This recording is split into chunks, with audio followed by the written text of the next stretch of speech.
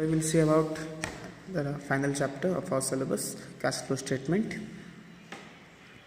First of all, what is the meaning of cash flow statement? Cash flow statement is a statement that shows the flows, that is the inflow and outflow of cash and cash equivalents during the period under report.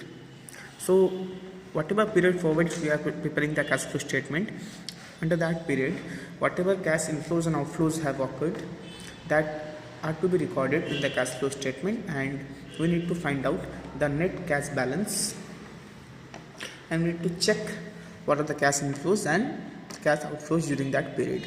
Now what are the cash inflows are given here?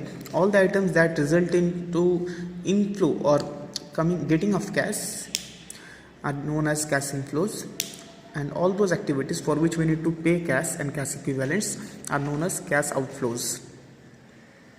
Here are some examples of cash inflows and outflows: cash sale, cash received against trade receivables, cash received for commission and royalty, insurance claim received, cash received from sale of securities, loans and advances received, proceeds from issue of equity shares. These all are items which are included in cash inflows. And cash outflows, if we talk about, cash purchase, cash paid against trade payables, operating expenses, cash purchase of investment, loans and advances given, loans and advances repaid, payment for buyback of equity share, payment for redemption of preference share, payment for redemption of debentures. These all are the items which are included in cash outflows.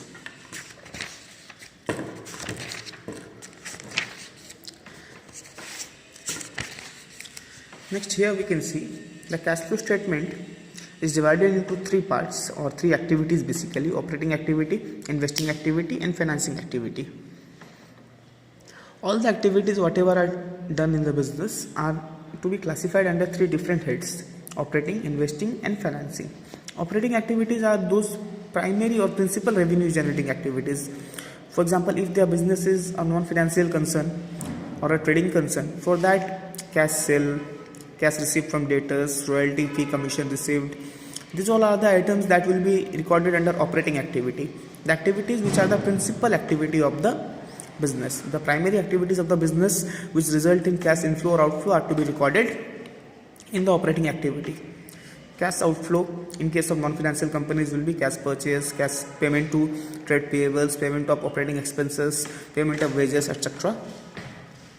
In case of financial companies, the companies which deal in finance, receipt of interest and dividends, proceeds from sale of securities will be the cash inflows. And in case of financial companies, the payment for interest, payment for purchase of securities will be the operating activity, because their operations include these things. Next, if you go to the investing activity, proceeds from sale of fixed assets, proceeds from sale of investment,